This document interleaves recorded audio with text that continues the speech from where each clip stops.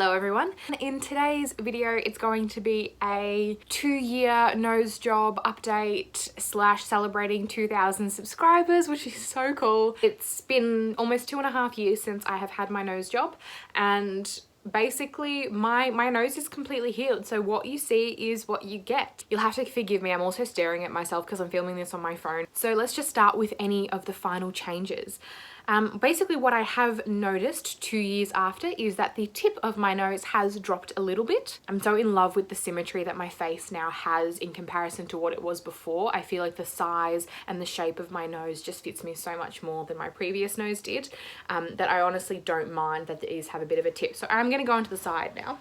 So you can still see with the side of my nose here that a fair bit of my nostril is still exposed. However, it is a much better improved look compared to what it was previously. So I think when I did my 4-month update, you probably see that my nose was maybe about here, and compared to now, where is that little bit of a drop. Of course, it's only barely noticeable because I'm actually seeing it, but just so you know that's the difference. It has settled into its shape and it's not something that I don't dislike. 2 years later, I haven't grown any growth back on my nose, which I really, really love. And if I face you towards the front, you can see that I don't have, I did have growths on the side here, which still have not come back, which I really, really like. You can't actually see where I've had the had the scars. I will do a bit of a close-up, and if it's not gross, I'll include it. So they did cut around because I did have an alarplasty, which is where they reduce the nostril size, as well as an open rhinoplasty and a septoplasty. Pretty much had all the plasties. Where they had to go inside in order to fix my deviated septum, as well as the cosmetic parts of the actual surgery. So I'll try to get a close-up now. For the most part, you can see that my nostrils are quite even.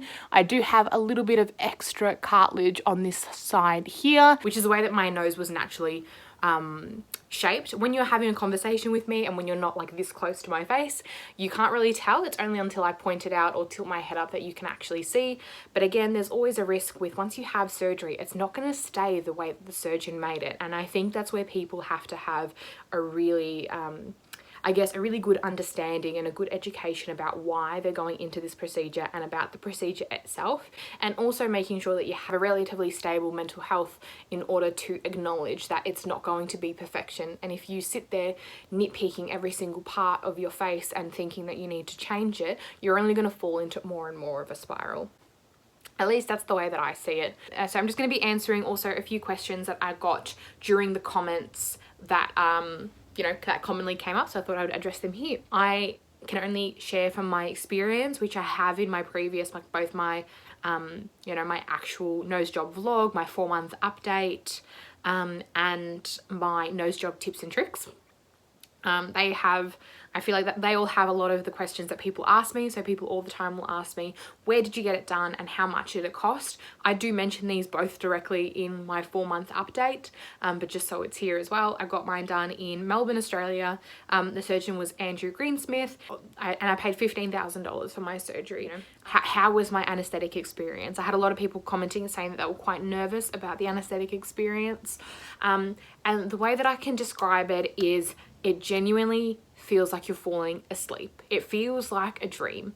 1 second you're lying on the table, and then the next minute you're waking up from what is a really heavy, overdue, super long extended nap. That's just the way that it feels. That's the anesthetic experience. Is really not something to be scared of. It's really not that bad. You are lying down on a table and then you wake up again from a groggy nap. I had a lot of questions about sneezing. Basically, you're told by your surgeon anyway, because you're not going to not sneeze. You can't resist the urge to sneeze. When the urge to sneeze comes along, you have to sneeze. So the way that they tell you to actually do it is that when the feeling comes, you let the sneeze travel through your mouth, and you do feel like a bit of like a horse. Like you do get that that vibration within the lips, like a kind of vibration.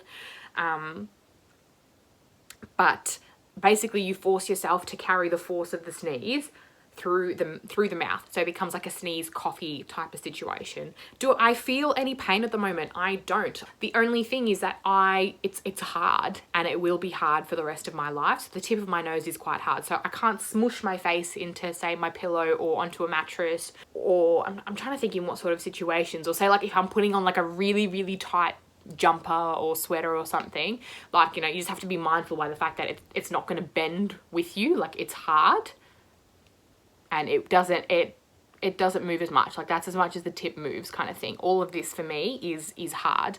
Can I breathe perfectly fine?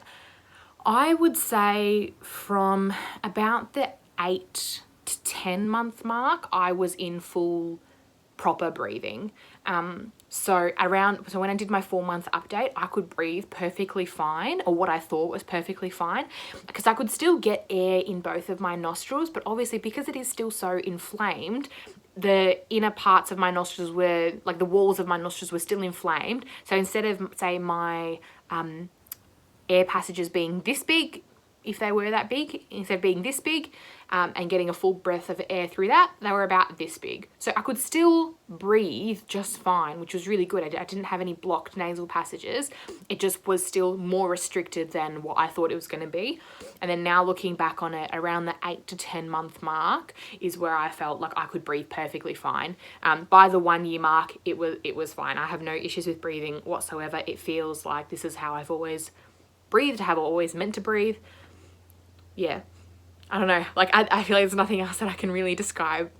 I would say after about like 4, 5, maybe more like 6 months, I was able to go back, like really right back into all sports, all activity with no issues whatsoever. It didn't feel like I had had surgery at all, and I didn't get any of that odd sensation. So I remember at my 4th month update, when I had done that, I had just gotten back into cardio, which was good, but it felt like every time that I got my heart rate up, I felt like a pulsing sort of throbbing sensation in my nose, which is completely normal, but it's just because the nose is trying to heal. So there's already a lot of inflamed tissue and a lot of new blood supply trying to come into the area to help heal the nose. So anytime I got my heart rate up or anything that would basically raise my blood pressure, I did feel that throbbing sort of sensation within the nose, but that's just completely normal. It was trying to establish a blood supply.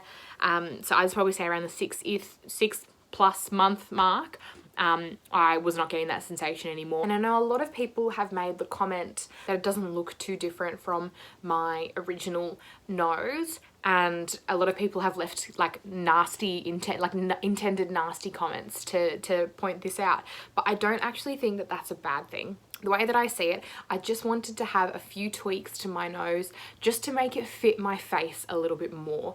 My ethnicity is Greek. Both my parents are Greek. My grandparents before that were Greek. Like, we are a 100% Greek family. We do have a prominent nose. Like, I mean, obviously there's Greeks that don't have large noses. It is something that's typically, associated with a Greek look.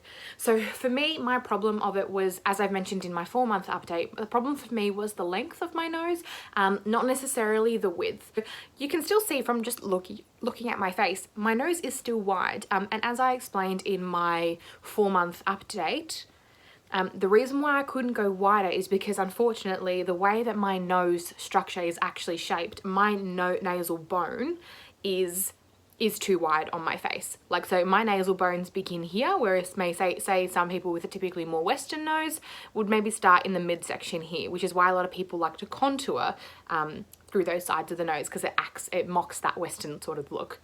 So with me, my nasal bones begin here, even though it doesn't look like it, that's where they begin. So if I was to go thinner on my nose, I would be at an extremely high risk of my nose actually collapsing, and I would have effectively no nose. I feel like there's not much more that I can say as far as what my nose is like 2 years later than what I did in my 4-month update. Being 2 years after having my surgery, I now know that this is my final product, I guess, and the way that I feel now is not going to change from in on out. So I'd say in the first year of having your surgery, you'll notice that your nose does change that little bit more. Your breathing will change, and it might fluctuate depending on what you're doing, depending on what climate, what season you're in.